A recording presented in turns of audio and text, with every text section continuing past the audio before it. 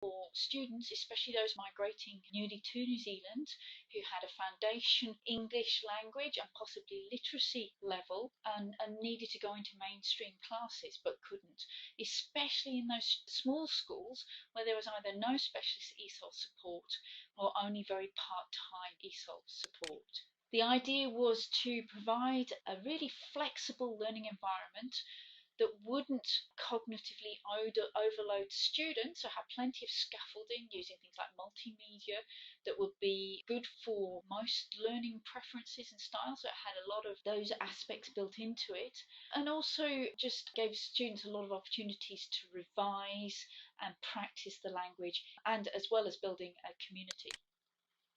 The learners themselves are supported in face-to-face environment by e-tutors, which could be tutor aides, and an off-site e-teacher. So you might have the e-teacher in Kaitaia and students across the country. Although it is built on the existing cluster system, the idea though is that there's central spaces that students share to help build that community. The design that underpins this my map kind of shows this. It has both areas for the e-tutors and the e-teachers, as well as the 4 main topic areas for students, and support areas such as the multimedia suite, the e-portfolio area for students, and the Our Cultural Village area.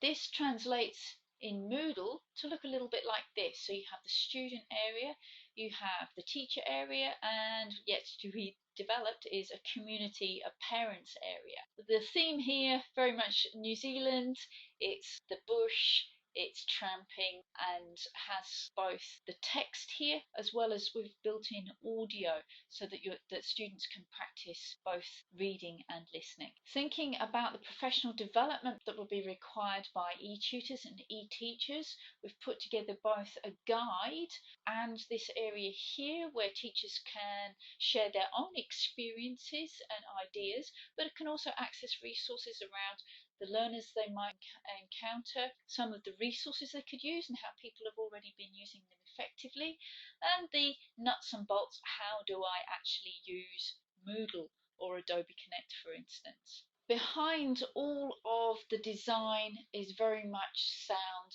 learning theory. So this is Bloom's taxonomy, and what it does is it's fed into, the topic is very much within the New Zealand curriculum. You have the language learning and other literacy areas looking at the teacher roles. The idea is to move from a more teacher-led environment to a student-led environment. This obviously can't be achieved just by saying, okay, here you go, you've joined the program, now you're going to become student-led. What we wanted to do is over the 4 modules is give a very sound base in the orientation model, which is more teacher-led, and incrementally reduce the scaffolding and empower the students to become much more student-led. To illustrate this diagram a little more, there are 2 hypothetical student scenarios here. One is of slightly higher level language speaker and one is of a true foundation level speaker, and the idea is that it takes you through how a student would work their way through something like the Our New Zealand module that we just looked at, and how they would overcome challenges, who they would work with. And again, it is idealised to a certain extent, but it does give some ideas on how these might be worked through. The notion of pride of where you come from, of background, was very much built into the design here. So we've got, this was called ethnic boxes, it's now called Our Cultural Village area. It's a digital collection of images, information, slides, audio files, magazines, and the students can share and celebrate their backgrounds and some of the things that they miss. And I'll give you a little bit of feedback in a moment from one of the students around this particular aspect. The other thing that's been part of the Moodle, which is fantastic, is the glossary. The glossary can actually be built by the students, although at the moment it's been built by the developers. It fits in with the topics that are being specifically studied within Moodle, and if you have an HTML page, Students can run their cursor over the word and it will give them the link to the glossary. So once a student clicks into their student tent, this is what they would see. This is the animals module. It's divided into learning sequences. If a student clicks on set A, it will take them to this area here. Private messages go straight through to messages for you. This could be from other students or it could be from the teacher. Linked to their online synchronous meeting, as well as interactive exercises they can do, and a reflective blog posting area. This gives you an idea of one of the Adobe sessions. So the students have both audio chat and text chat. They've got exercises and activities that they do collaboratively in this area or individually whilst the teacher works closely with one of the students who's maybe having some challenges. There's also, you see here, a private area for support for the e-teacher, especially during those first couple of sessions where things are a little bit unusual. There were some issues thinking about the rollout of broadband through schools and what this is actually going to mean. There were some problems in the trial that we did with the audio, with time lag, and with if we were using Adobe Connect, the whole of the rest of the school not being able to get online.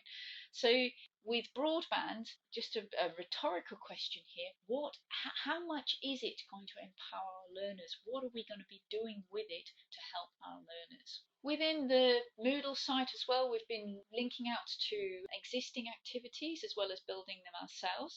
And we want to really encourage students to start to develop their own artifacts that can be shared either with their peers at that time or with future cohorts of students. With this one, it's just a simple drag and drop. The students around, they go green when they've got it correct. And there's a dictionary link down here just to check it. This could be done collaboratively in the Adobe session. It could be set up as two groups, and it could be competitive, or it could just be for fun. But students enjoy these types of things according to their feedback. We're also keen to use a social area for students where they very much were in control. They've got a page of their own, they've got a wall, which is sort of like that Facebook type idea, leave comments for each other and welcomes. So we decided to go for Ning.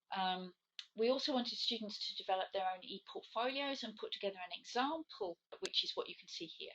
So they could include videos and voice threads and so on and so forth. So the feedback, again, keeping in the back of your mind all the time, the broadband rollout and what it can mean to students and teachers. Students very much were motivated by the environment, but they did find some of it challenging, which is great.